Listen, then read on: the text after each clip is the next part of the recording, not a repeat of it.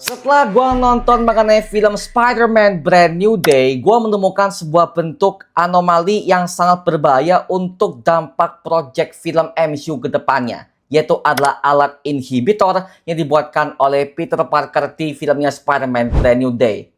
Sepertinya akan berbahaya jika suatu saat nanti alat ini akan nyambung kepada proyek X-Men mendatang. Lah kok bisa?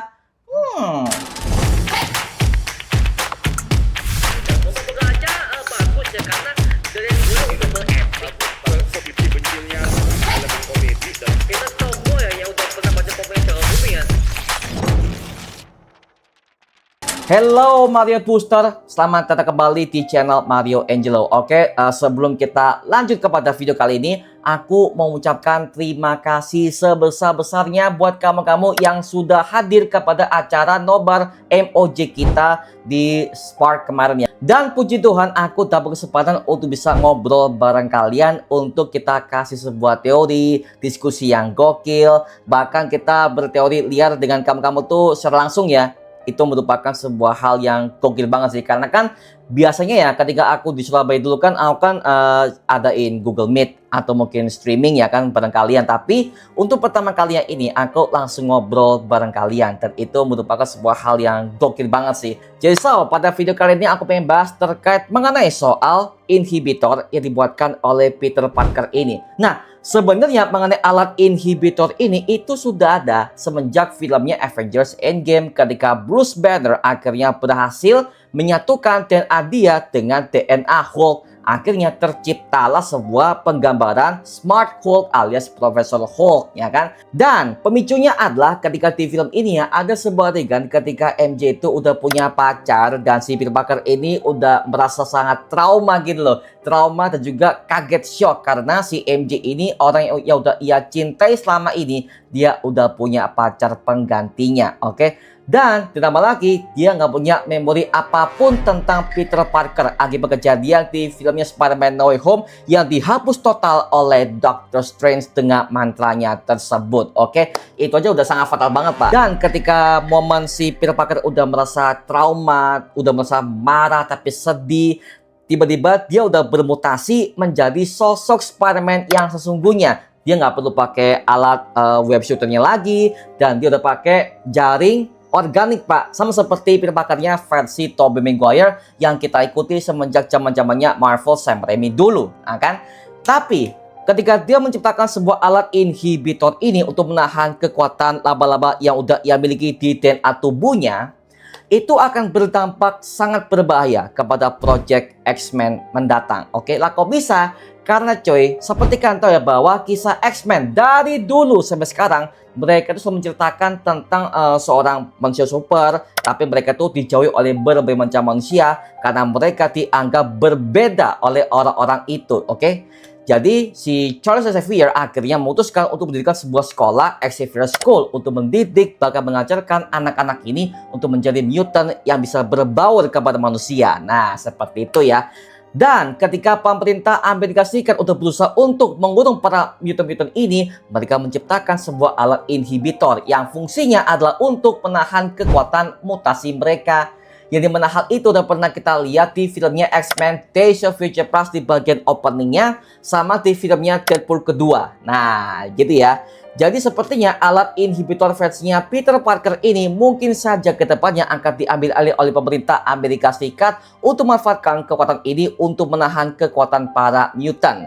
Apalagi di audisi lagi bergerak sekarang, oke ya. Di audisi berusaha untuk menahan kekuatan para mutant ini agar supaya mereka bisa jadikan sebuah bentuk bahan eksperimen ilegal oleh mereka untuk mereka jadikan sebagai senjata pemerintah Amerika. Waduh, itu aja udah sangat mengerikan banget sih. Apalagi ketika di kisahnya Spider-Man Brand New Day, kita udah mendapati hal itu semenjak di seriesnya Wonder Man sebenarnya. Di mana Agent P. Cleary punya sebuah ide untuk memanfaatkan semua para human super ini untuk mereka jadikan sebagai bahan eksperimen ilegal mereka di luar kewenangan pemerintah Amerika Serikat.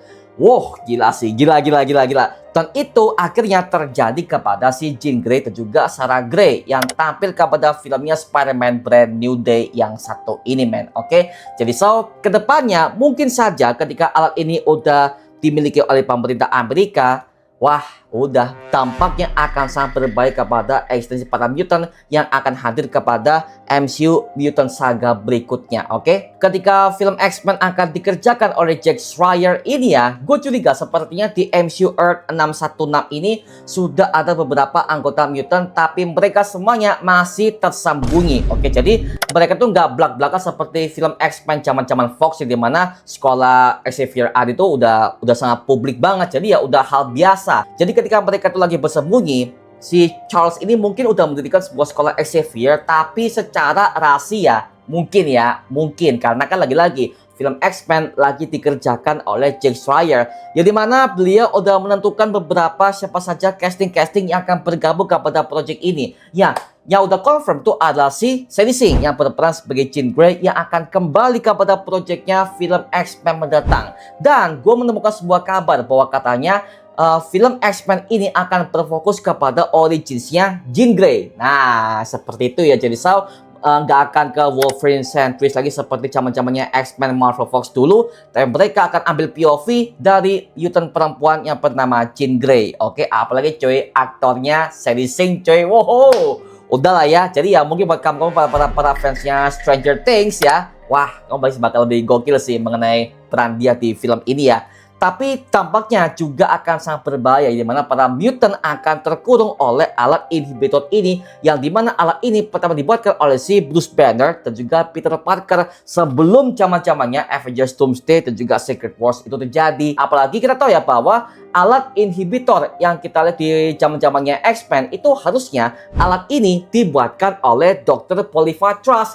penciptanya robot Sentinel. Well, itu adalah orang-orang yang berusaha untuk menahan evolusi para mutant di dunia X-Men mendatang. Dan sepertinya mereka semua akan siap tampil kepada project X-Men berikutnya yang jauh lebih komik akurat dan juga lebih ngeselin, men. Dan gue curiga sepertinya di Earth 616 ini sudah ada beberapa anggota X-Men, tapi mereka semua masih bersembunyi dikarenakan di audisi lagi memburu mereka semua, seperti Charles Xavier, atau mungkin Magneto, atau mungkin Storm, atau mungkin Cyclops, ya kan? Mungkin mereka sudah ada, cuman karena audisi lagi mengincar mereka masih bersembunyi di tempat mereka masing-masing. Dan mungkin saja Profesor Charles Xavier ini akhirnya udah mendirikan sebuah sekolah mutant, tapi masih rahasia, masih tertutup, sama halnya seperti negara Wakanda, di mana Wakanda sampai sekarang tidak semua orang bisa mengakses kerajaan tersebut. Jadi ya masih tertutup, men. Gak ada yang tahu. Oke, gitu sih. Jadi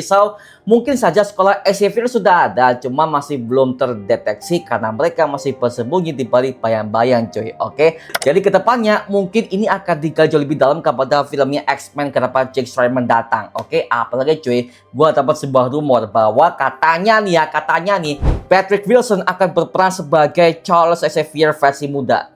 Ya, Patrick Wilson, mantan aktor yang pernah bermain sebagai Ed Warren di filmnya Conjuring sama di filmnya Aquaman sebagai King Orm. Sekarang dia katanya akan pindah ke MCU sebagai Profesor Xavier. Dan katanya untuk Magnetonya itu adalah Adam Driver. Anjir, Adam Driver. Aduh, Adam Driver gini ya, maaf ya. Kalau buat gue pribadi ya, Adam Driver itu merupakan aktor yang gokil banget. Apalagi pas gue ketika ngeliat dia di filmnya Star Wars sebagai Kylo Ren ya. Wow, jahatnya dapat, sinisnya dapat. Itu orang memang cocok jadi tokoh antagonis. Oke, Adam Driver ya, buat gue pribadi, he is the perfect casting of the Magneto. Bagus.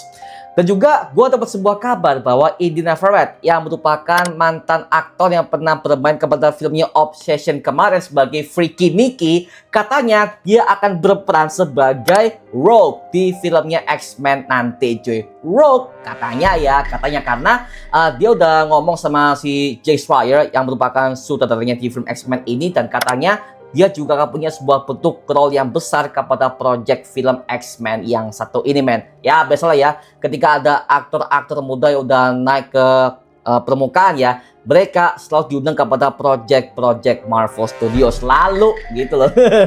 Dan mungkin kedepannya Miss Marvel alias Kamala Khan mungkin juga akan bergabung kepada tim X-Men ke depannya. Mungkin ya, jadi so mengenai film X-Men juga masih akan ada beberapa development karakternya. Jadi so kita tunggu aja lebih jelas mengenai alat inhibitor versinya Peter Parker ini. Ini merupakan sebuah bentuk dampak yang sangat berbahaya kepada para mutant di Project X-Men mendatang. Karena ke depannya para pemerintah Amerika Serikat akan berusaha untuk menggunakan para mutant sebagai bahan eksperimen mereka. Dan mungkin saja DODC akan berkembang sebagai bentuk lembaga pemerintah Amerika yang jauh lebih berbahaya ketimbang sekarang, Pak. Oke?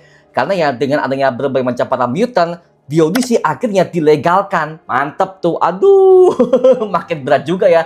Tapi itu sebuah bentuk plot cerita yang bagus. Karena pada akhirnya kita bisa menambahkan sebuah kembali kisah para manusia melawan mutant lagi. Kan ya, jadi ya itu merupakan sebuah bentuk ciri khas mutant banget sih.